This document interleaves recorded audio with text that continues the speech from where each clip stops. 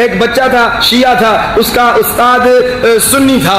استاد نے کہا بچے, چھوٹی کلاس کا بچہ تھا, یہ اپنے بچوں کو دلائل سکھائیے, تقریباً ہوگا 6 7 8 9 10 سال کا بچہ, دوسری تیسری کلاس کا بچہ. استاد نے کہا کہ بچے تو شیعہ ہے؟ کہا استاد میں شیعہ ہوں. فخر سے کہا شیعہ ہوتا ہی وہ ہے جو فخر سے کہتا ہے میں شیعہ علی ہوں.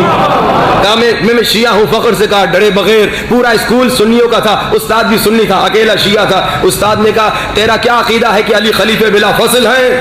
کہا جی استاد میرا عقیدہ ہے کہ علی خلیفہ بلا فصل ہے. کہا اس پہ دلیل ہے کوئی؟ اب چھوٹے بچے سے دلیل پوچھ رہا ہے, عقلی دلیل بتانا جو میرا دل مان جائے, جو میری عقل مان جائے. بچہ شیعہ کا ہونا تو اتنا مضبوط ہوتا ہے کہ بڑے بڑوں کو گرا دیتا ہے.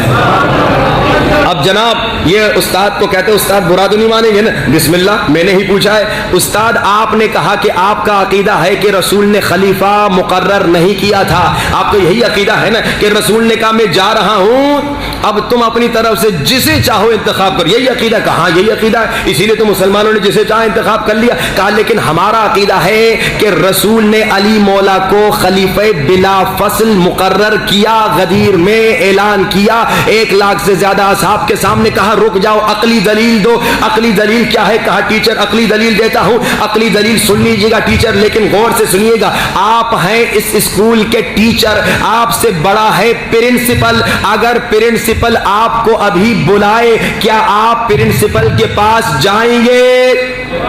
کہا کیوں نہیں جاؤں گا, میں جاؤں گا. اگر پرنسپل نے بلایا تو میں جاؤں گا. ٹیچر اب دوسرا سوال, جب آپ کلاس سے نکلیں گے 10 منٹ کے لیے پرنسپل سے ملنے جائیں گے, 15 منٹ کے لیے پرنسپل سے ملنے جائیں گے, کیا یہ ہم 20 بچے ہیں کلاس میں, 25 بچے ہیں, کیا آپ یہ کہیں گے 25 بچوں میں نکل رہا ہوں, 15 منٹ کے لیے میں نہیں ہوں, تم اپنوں میں سے جسے چاہو مانیٹر بنا دو,